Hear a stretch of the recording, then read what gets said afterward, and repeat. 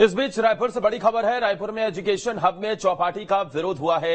अनिश्चितकालीन धरने पर पूर्व मंत्री राजेश मूणत बैठे हैं। चौपाटी हटाने तक धरने पर डटे रहेंगे। बीजेपी कार्यकर्ता चौपाटी के विरोध में सड़क से लेकर अदालत तक की लड़ाई लड़ रहे हैं। आज भी धरने पर बीजेपी कार्यकर्ता और पूर्व मंत्री बैठे रहेंगे। तो बड़ी खबर हम आपको बता रहे हैं रायपुर से, जहां पर एजुकेशन हब में चौपाटी को लेकर विरोध किया जा रहा है। और इसे ही देखते हुए अनिश्चितकालीन धरने पर पूर्व मंत्री राजेश मूणत बैठे हुए हैं। साथ ही बीजेपी के कार्यकर्ता भी उनके साथ बैठे हुए हैं। आज भी ये धरना जारी रहेगा और बीजेपी ने सड़क से लेकर अदालत तक की लड़ाई शुरू कर दी है इस दिशा में। एजुकेशन हब से चौपाटी हटाने की मांग है और इसे ही लेकर बीजेपी के कार्यकर्ता पूर्व मंत्री भी लगातार विरोध कर रहे हैं। अनिश्चितकालीन धरने पर बैठे हुए हैं। आज भी बीजेपी कार्यकर्ता और पूर्व मंत्री धरने पर बैठे रहेंगे। वहीं विधानसभा का शीतकालीन सत्र हंगामे की भेंट चढ़ गया। पहले और दूसरे दिन जहां आरक्षण और धर्मांतरण जैसे मुद्दे छाए रहे, तो वहीं तीसरे दिन चावल वितरण को लेकर जमकर हंगामा हुआ। हंगामे के चलते सदन की कार्यवाही अनिश्चितकाल के लिए स्थगित हो गई। ये रिपोर्ट आप देखिए। फिर हंगामे की भेंट चढ़ा विधानसभा सत्र। आरक्षण और धर्मांतरण पर जमकर हंगामा, चावल वितरण पर भी तकरार, जनता के मुद्दों पर नहीं हो पाई चर्चा। छत्तीसगढ़ का विधानसभा सत्र एक बार फिर हंगामे की भेंट चढ़ गया है। हंगामे के चलते 5 दिनों का सत्र सिर्फ 3 दिन ही चल सका, या यूं कहें सत्ता पक्ष विपक्ष के हंगामे के चलते शीतकालीन सत्र का 17वां हो गया और विधानसभा की कार्यवाही अनिश्चित काल के लिए स्थगित कर दी गई। सदन में आरक्षण, क्वांटिफाइबल डाटा रिपोर्ट जैसे कई मुद्दे गरमाए। सत्र के तीसरे दिन विपक्षी विधायकों ने 2 बार वॉकआउट किया। हंगामे के चलते उन्हें सस्पेंड भी किया गया। विपक्षी विधायकों का निलंबन समाप्त नहीं होने की वजह से बीजेपी विधायकों ने नाराजगी जताई। सत्र के तीसरे दिन सदन में एक और घटना हुई, जब चावल वितरण मामले में विपक्ष के विधायक नारेबाजी कर रहे थे। इसी दौरान विपक्ष के 3 विधायकों ने नियमावली फाड़कर आसंदी की तरफ फेंक दिया। नेता प्रतिपक्ष नारायण चंदेल ने कहा कि विपक्ष अपनी भूमिका अदा कर रहा है। प्रदेश के ज्वलंत मुद्दों को सारे सदस्यों ने नियम के तहत उठाने का प्रयास किया।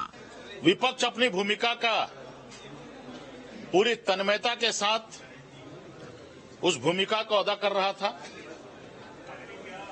प्रदेश के जितने ज्वलंत मुद्दे थे, विपक्ष के सारे सदस्यों ने जो विधानसभा की नियमावली है, नियमों के तहत हमने उसको उठाने का प्रयास किया। लेकिन ये पहली बार देखने को आया कि जब विपक्ष के सदस्य किसी मुद्दे को उठाते थे अध्यक्ष के अनुमति से, तो सत्ता पक्ष के मंत्री और सत्ता पक्ष के सदस्य प्रश्नकाल जैसे महत्वपूर्ण काल में भी उसको बाधित करते थे, हो हल्ला करते थे, नारेबाजी करते थे। ये काम सत्ता पक्ष का नहीं है।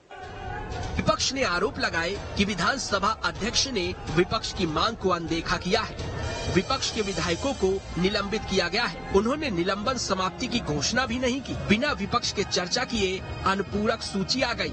इसके साथ ही नेता प्रतिपक्ष ने साफ किया कि हमने तय किया है कि आगे विधानसभा सत्र में भाग लेंगे, लेकिन विधानसभा के अन्य किसी आयोजन में हिस्सा नहीं लेंगे। वहीं विपक्षी विधायकों के व्यवहार को लेकर कृषि मंत्री रविंद्र चौबे ने कहा है कि पिछली बार जब आरक्षण को लेकर विशेष सत्र बुलाया गया था, तब विपक्ष ने कहा था कि शीतकालीन सत्र होना चाहिए। उन्होंने आरोप लगाए कि विपक्ष ने सदन को केवल नारेबाजी करने का मंच बना लिया है। विपक्ष का व्यवहार घोर असंसदीय और अमर्यादित है। मुद्दा विहीन विपक्ष केवल सदन को हो हुल्ला और नारेबाजी करने का एक मंच बना लिया था, और आज जिस तरीके से प्रतिपक्ष का व्यवहार था, घोर असंसदीय, अमर्यादित आज का उनका व्यवहार था। तीनों दिन वो लगातार भ्रष्टाचार का आरोप लगाते हैं। प्रतिपक्ष के 3 जिम्मेदार सदस्य माननीय बृजमोहन अग्रवाल जी, माननीय शिवरतन शर्मा जी और माननीय अजय चंद्राकर जी ने पेपर फाड़ करके विधानसभा अध्यक्ष के चेहरे पर मारने की कोशिश की। मैं समझता हूं छत्तीसगढ़ के संसदीय इतिहास में इतना खराब व्यवहार प्रतिपक्ष का मैंने कभी देखा नहीं और इसके कारण आज सदन को स्थगित होना पड़ा है। 5 दिनों के बुलाए गए शीतकालीन सत्र में कई परंपराएं भी टूट गई हैं। पक्ष विपक्ष के हंगामे के बीच जनता के मुद्दे दबते नजर आए। सवाल है कि जब कुछ काम सत्र में होना ही नहीं है तो सत्र को बुलाने का औचित्य क्या था। रायपुर से अंकुश शर्मा के साथ टीम न्यूज स्टेट। उधर बिलासपुर में गोलीकांड से एक बार फिर सनसनी फैल